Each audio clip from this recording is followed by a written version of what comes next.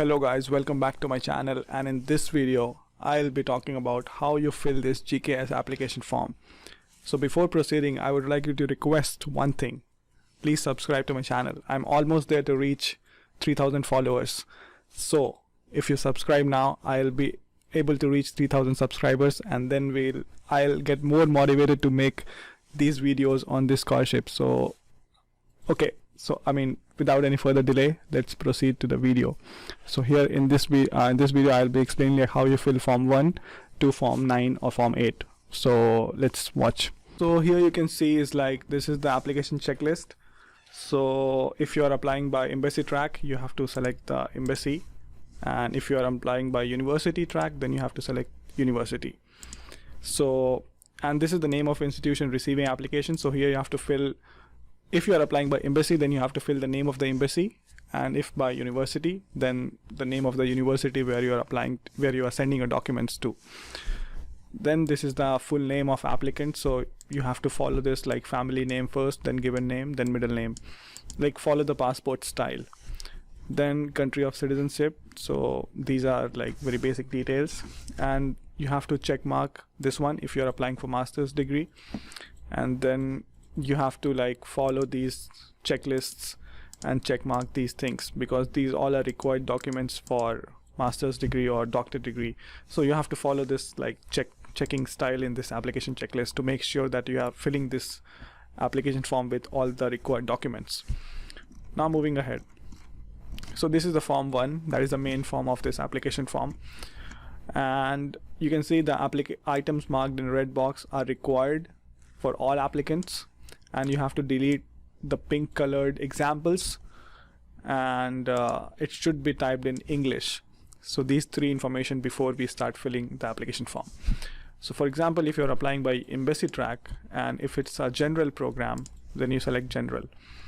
And then for example, if you're applying by master's degree, then you just apply to master's, like checklist.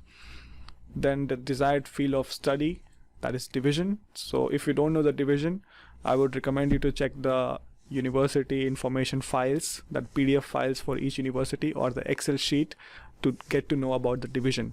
But generally it's very easy to guess. So maybe if you are applying for mechanical engineering, you can select engineering. Then the basic information, family, given name, and middle name. Then you have to paste your photo. So after you print out your application form, I would recommend you to paste your photo after that. Then here you can see like please write your full name as indicated as on your passport. So you have to follow the passport style. Then date of birth, you have to remove this and write your date of birth. Then gender, then citizen, like country of citizenship, all basic information. Moving ahead. So if you're applying for embassy track, then you have to write first choice as type B, second and third choice as type A or B, and then these kind of like informations. Then language abilities, if you have, like you have to write these things. Then high school. So even if you're applying for PhD or master, you still have to write your high school information. Then for bachelor's degree, so of course you have to fill the bachelor's degree information, like university, country, major, and graduation date. So if you haven't graduated, you have to write your expected graduation date. And then if you have thesis, then you write your thesis name. And if you have published any paper or books, then you have to write those things in this particular section. Then if you're applying for doctorate degree, then you have to write your master's information also, same as bachelor's. Moving ahead, like, so this is the main section where most of the people ask me many questions, and this is about the CGPA. So this CGPA is the CGPA which is like written on your actual transcript.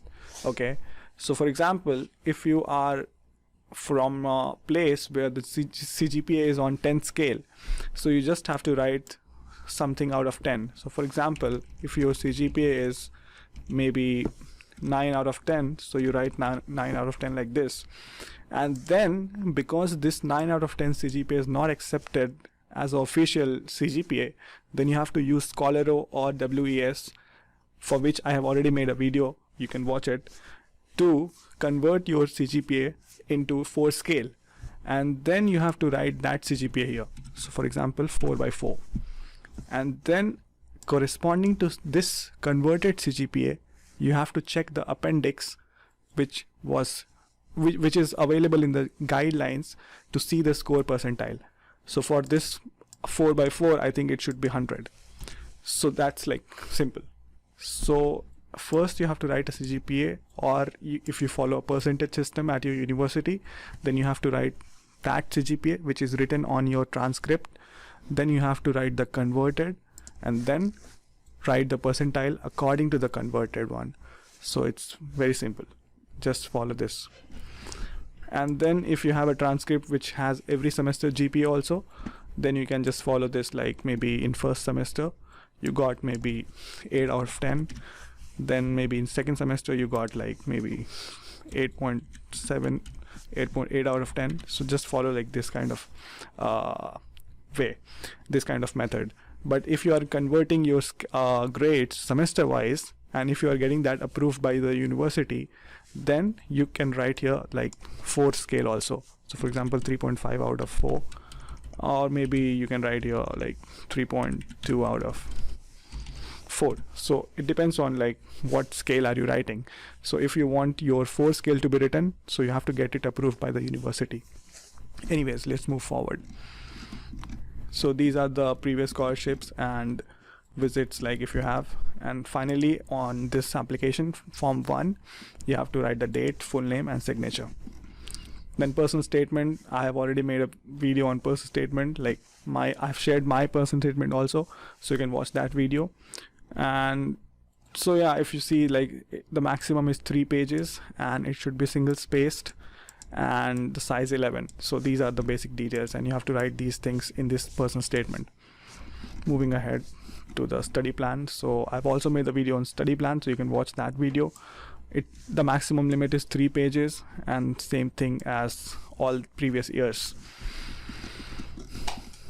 Now moving ahead to the research proposal, I think this is not required for people who are applying for master's degree, so or doctorate degree, so you just remove it. I mean, you don't have to submit this document.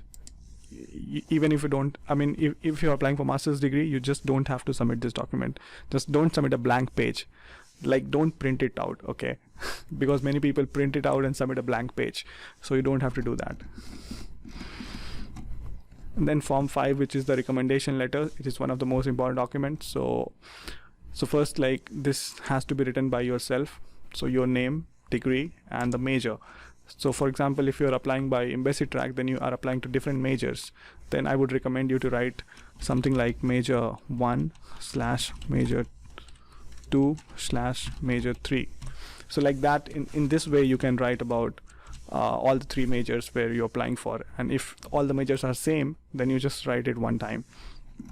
And then the name of the recommender, the information about him, and then he has to write a letter, and then that letter along with this form should be submitted in an envelope, and it should be signed across the back flap. So these are the information which has been already shared by many videos, and I've also made a video, so you can check that video as well.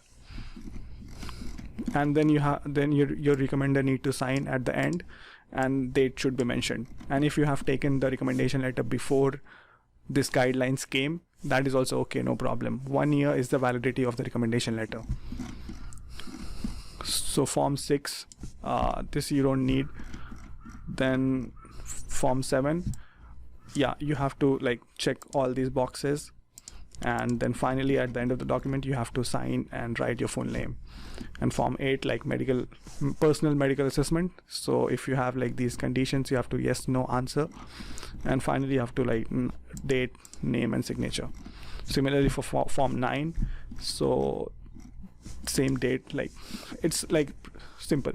So form 1 to form 9 is like basic details and about the application. And also the most important documents here are like application form, personal statement, study plan and letter of recommendation. So these 4 documents are very important, so I would recommend you to fill these very carefully. And If you have any questions, reach out to me on Instagram and I will answer your question. And yeah, when you reach out to me on Instagram, follow me, okay? So thank you for watching this video. Take care.